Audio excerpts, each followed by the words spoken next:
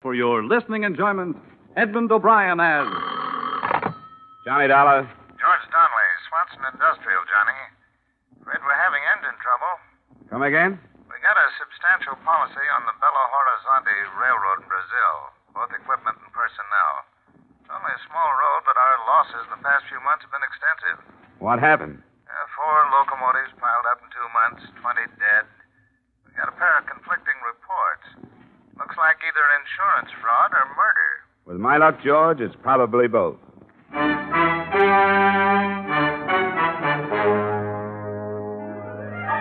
Edmund O'Brien in another adventure of the man with the action-packed expense account, America's fabulous freelance insurance investigator. Yours truly, Johnny Dollar.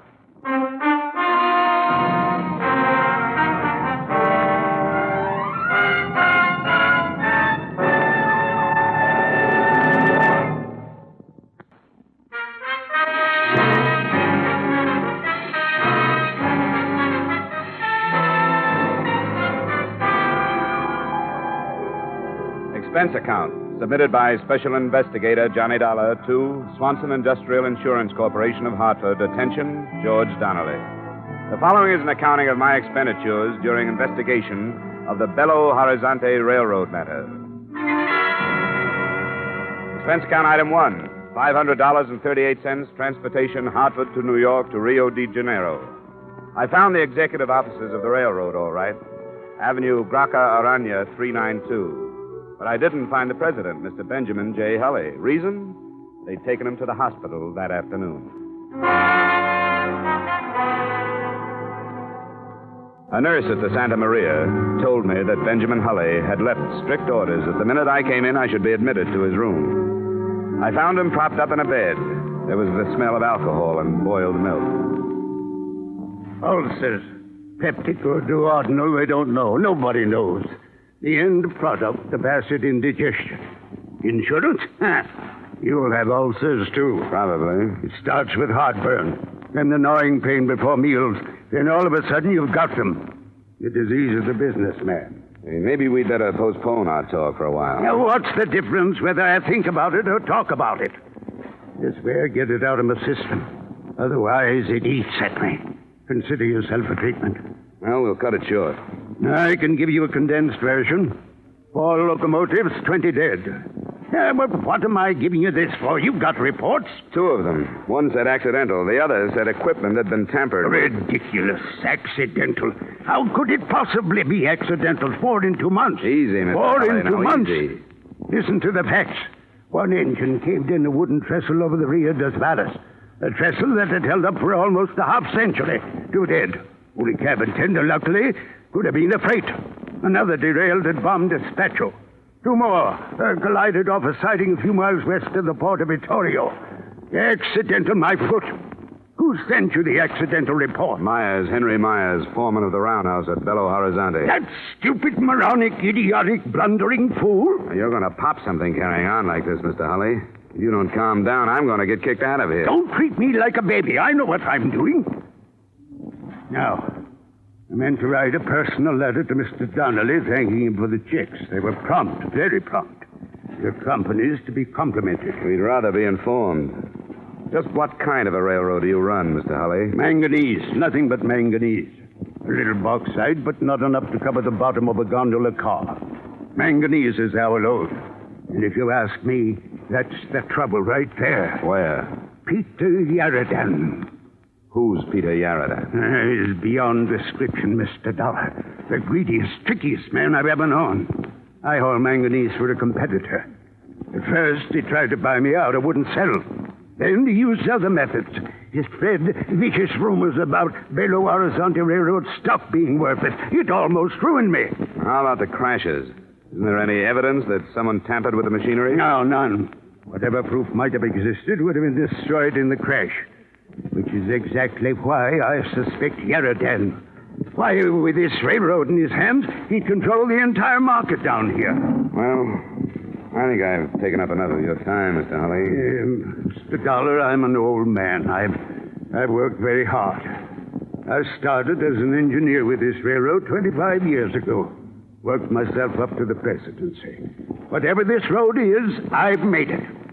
I'd be everlastingly grateful if you'd put Yeridan just where he belongs, behind bars. My job is investigation, not prosecution, Mr. Holly. Take my word, Mr. Dollar, it's Yeridan. Well, before I go any further, I'd like to talk to this Myers, the foreman in Belo-Horizonte. Yes, very wise. It's about 400 miles north. I'll have a car and driver waiting for you in the morning.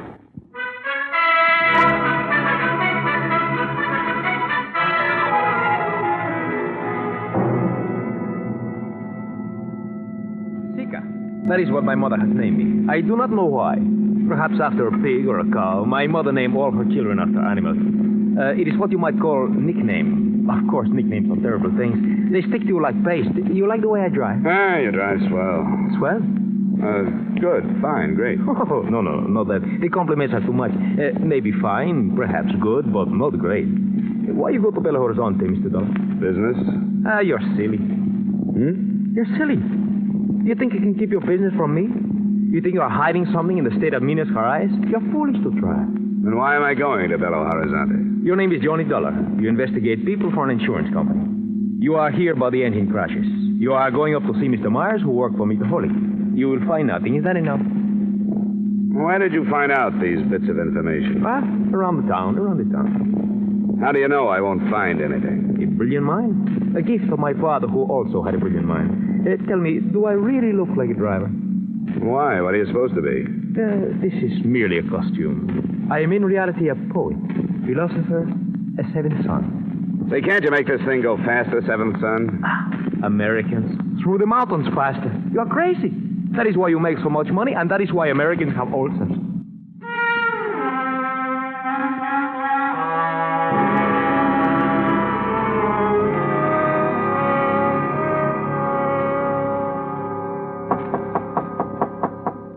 Just a second.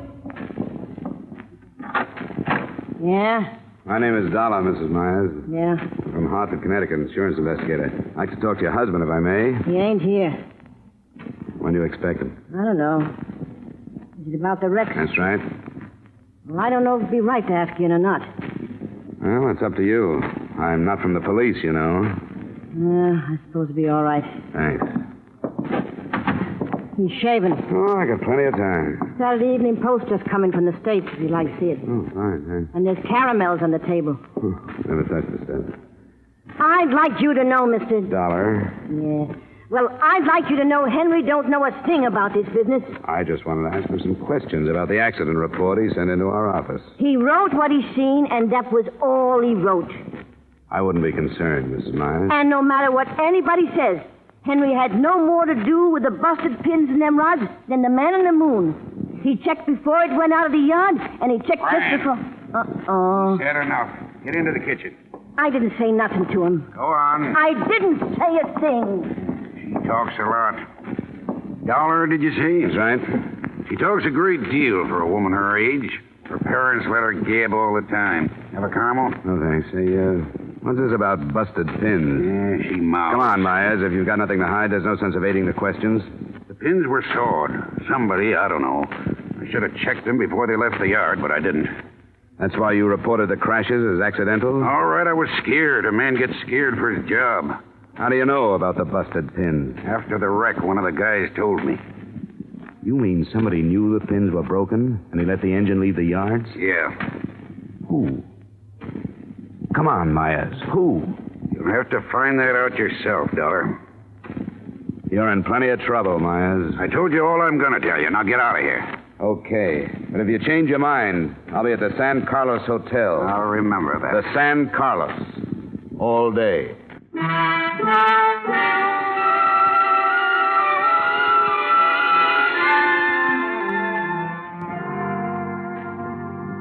If you sit here in your room all day, Mr. Dollar, you do not have the benefit of the sunshine which plays so gently upon the soil. I'm waiting for a call, Seeker.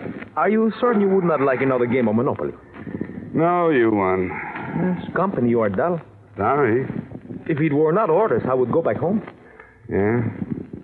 If I insulted you, would you fight with me? Too tired. Even if I call you a coward and a thief? Names will never hurt me. Well, if I... Johnny Dollar. This is Henry Myers, Dollar. Be over here in 5 minutes. I'll give you the stuff you want. Don't move, I'll be there. You want Myers? He feels talkative. Come on, let's go.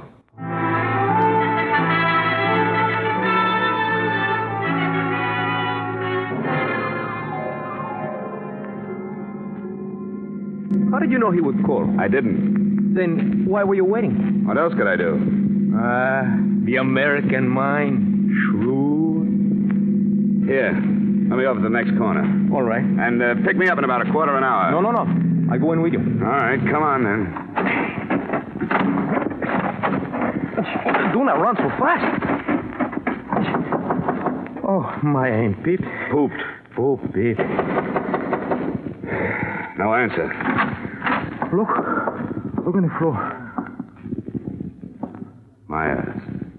Looks like somebody had an earlier appointment. He's still breathing. Myers. Who did it, Myers? Vita.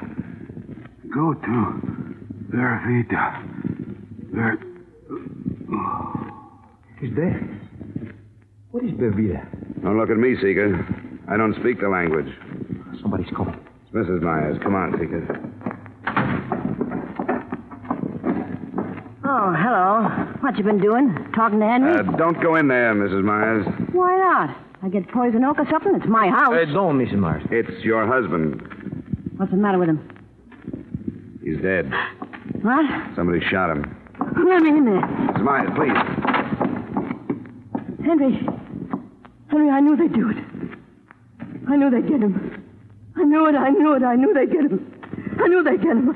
Mrs. Myers. I knew they'd get him. Mrs. Myers! Who, Mrs. Myers? Who would get him? Yaradan. Wish I'd never heard the name. Yaradan.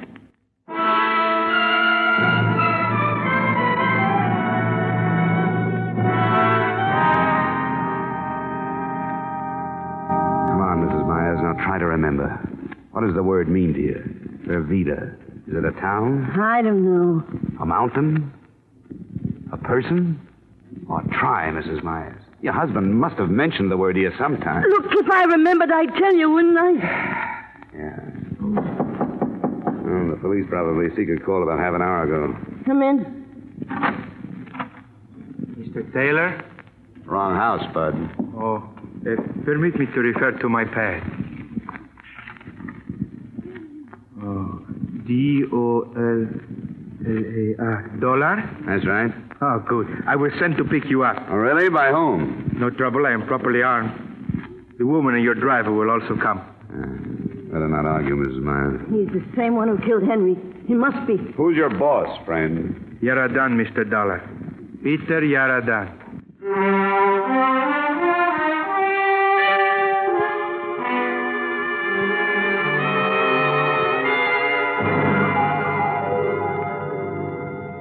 You may go in now, Mr. Dollar. How do you do, Mr. Dollar? Mr. Yaradan? Correct. Be seated, please. I will send my man for something cool. No, thanks, but I'm not going to be here long.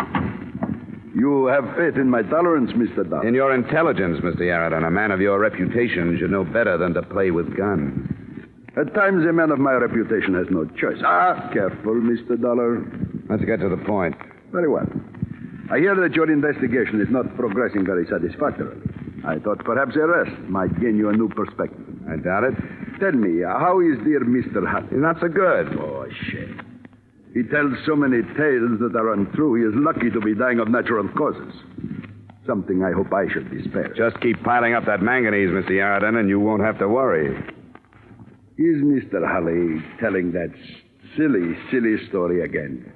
If you mean the one about your wrecking locomotives and spreading false financial rumors, yes. Oh, you don't really believe that nonsense, do you? I'm not paid to believe anything, Mr. Yaradan. I'm like an old hound. I just follow my nose. That is not very complimentary. You can take it for what it's worth. I like you, Dollar. Business-minded, dogged, courage to the point of bravado. You would not consider taking a position with me at, let us say, 3 times your present annual income, would you? Funny way to offer a man a job, Yaradan. With one finger on the trigger. Well, I would prefer to keep our relationship on this plane until I find out your position. I'm afraid we wouldn't get along, Yaradan. You are probably right. And it is such a shame, Mr. Dollar. You could have gotten so much more per hour while you were still alive.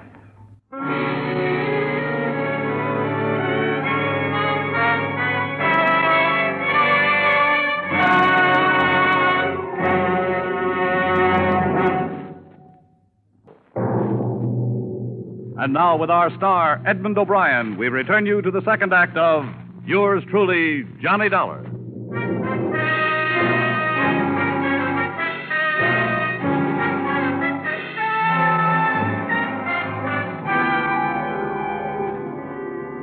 Yarradin smiled, but this was his living room. He wouldn't do it here. In that small moment of silence, I tried to see everything within my field of vision without taking my eyes from Yarradin's face. There was the blur of something metal to my right, something that curved toward the ceiling, something a few inches from my hand. I reached out and pushed it over on top of him. The floor lamp landed on his chest, and the shot went wild. I threw my arms in front of my face and jumped out a latticed window. I landed about 10 feet down in Yarradin's rock garden, right in the middle of a clump of stubby cactus. I ran out through the open gate, and I didn't stop running until I found myself at the San Carlos Hotel. Expense account item 2, 3, 4, 5, and 6, $30.59 miscellany to tie up the loose ends. For example, telegrams, one to Hully, wishing him better health and asking him for a definition of the word Vervida. 2 more to the police of Bam Despacho and Victoria, requesting reports on the crashes. Another to the company in Hartford, gently hinting at foul play. I wrote a full report of my findings, including names, left it with the notary public at the hotel, and ambled casually back to the large house of Peter Yarradin.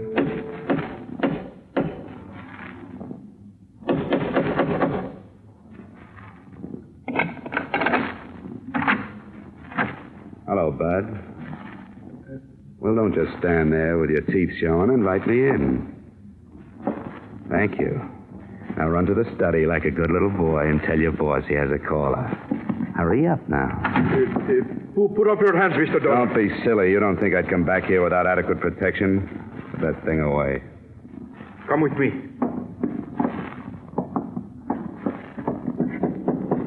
Come in.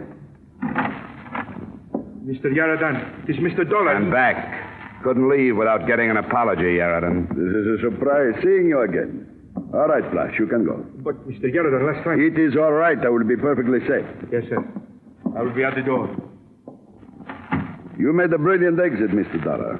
However, it is a shame I frightened you with my innocent conversation. Fear comes in handy sometimes, Yarradin. It saved my skin a couple of times lately. You have contacted the police? Not about you.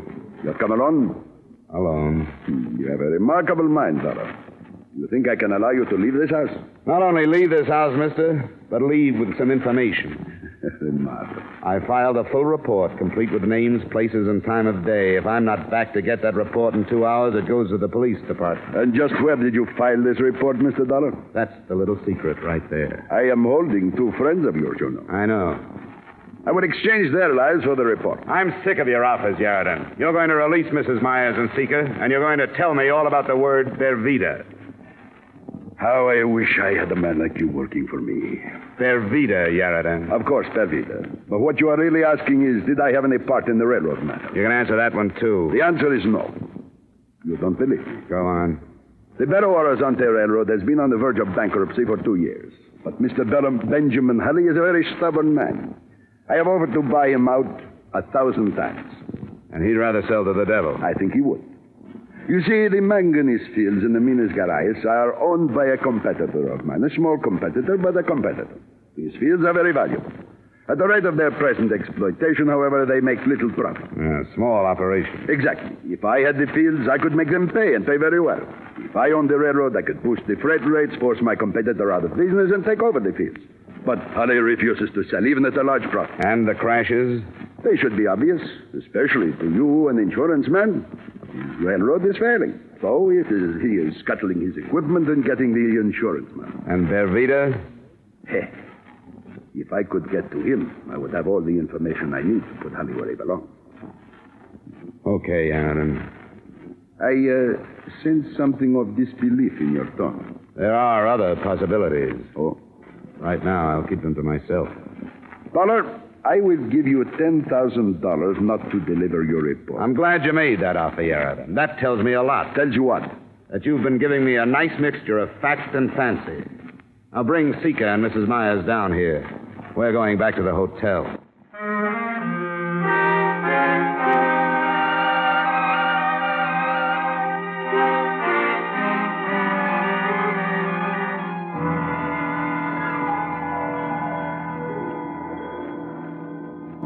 Look, Mrs. Myers, whoever he is, wherever he is, his life's in danger. If you don't trust me, you better find somebody real fast, or Mr. Bervita is going to be dead. Oh, they wouldn't kill him. He's in somebody's way, or Yaradan wouldn't be that interested. All right, all right. There was 20 killed in the 4 crashes, Mr. Dollar. 20 dead, that's right. Yeah, and 1 injured. Huh? A survivor. The only witness. Bervita. Yeah, Bervita. Where is he? Small cabin in the mountains. I'm the only one that knows besides Henry, and Henry's dead. Bervita was fireman on one of the engines that crashed near Victoria. He saw somebody pull the hand switch, so the 2 locomotives was on the same track. The engineer put on the brakes, but not quick enough. Bervita jumped. Thanks, Mrs. Myers. I think I'll have the notary mail that report on Yaradan to Hartford for safekeeping. And, Sika, my boy, we're going to pay our respects to Mr. Bervita. You stay here in the hotel, Mrs. Myers. I want to know who killed my husband. I'll give you that information when I get back. I'll contact Rio and have Mr. Hulley's secretary put through an authorization for a locomotive and engineer to take me up. There's a dirt road, Mr. Dollar. Why don't you take a car? No. I think the locomotive is much faster. Sika's right, Mrs. Myers. We'll go by rail. Mr. Dollar. Yeah? Would you mind very much if I stayed here in Belo-Horizonte? Wife and children, you know. Well, I never would have put you down as having a family, Sika. Well, to tell the truth, I don't, but someday I hope to have.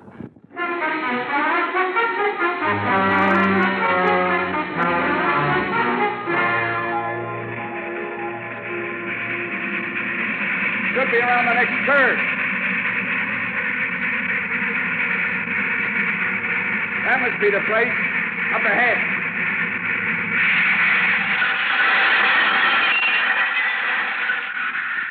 I won't be long. Keep the meter running.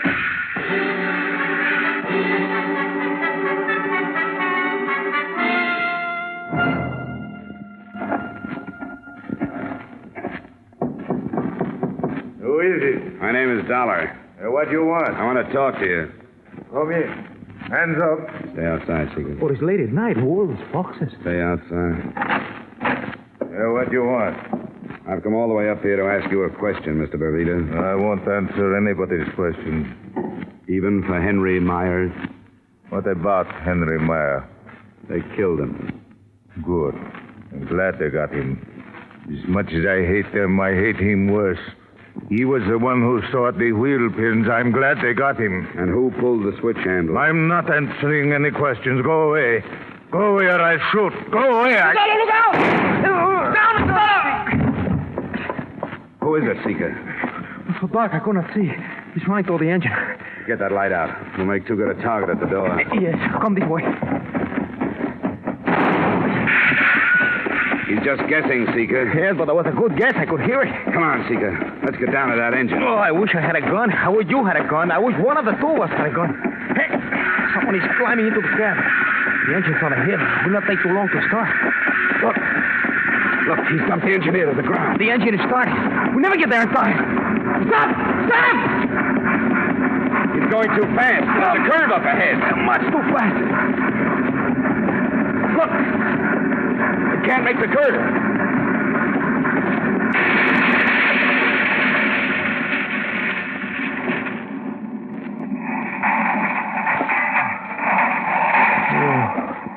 There is. What could it be, Mr. Dollar? Who could it be?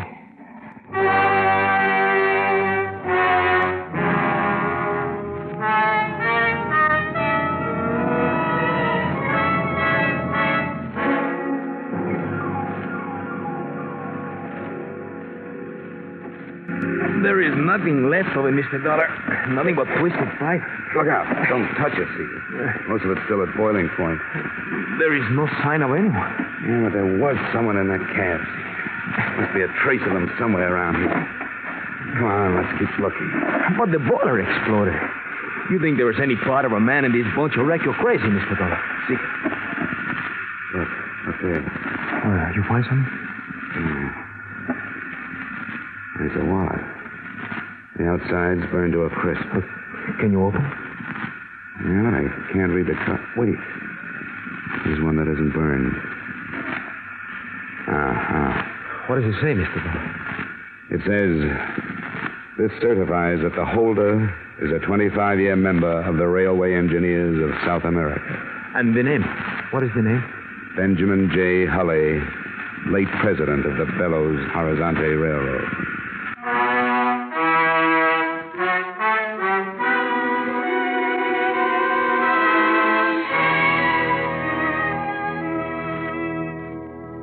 Here's the way it added up. Hulley had come by car. We found it just off the dirt road a mile down from their Vita's shack. The murder of Henry Myers remains an unsolved case. Police assume someone in the employ of Benjamin Hulley pulled the trigger, but I guess they'll never know for sure. Due to my report and public resentment against him, Yarradan was forced to leave the country. The Belo-Horizonte Railroad is now in receivership, but it's still hauling manganese from the interior. I might say this was one case that had me stumped right up to train time. Expense account item 7, same as item 1, $500.38. Transportation to New York and Hartford. Expense account total, $1,492.54. Yours truly, Johnny Dollar.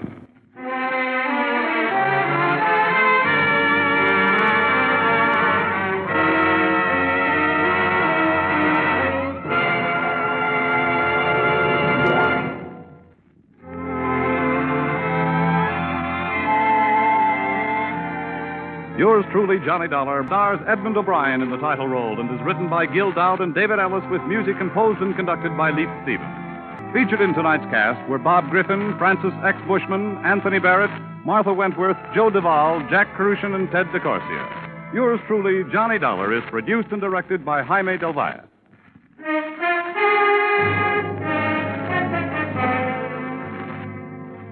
We invite you to join us again next week at the same time when, from Hollywood, Edmund O'Brien returns in another adventure of... Yours truly, Johnny Dollar.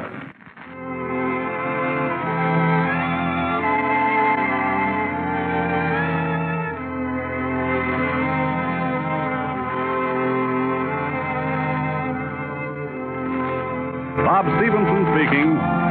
This is CBS, the Columbia Broadcasting System.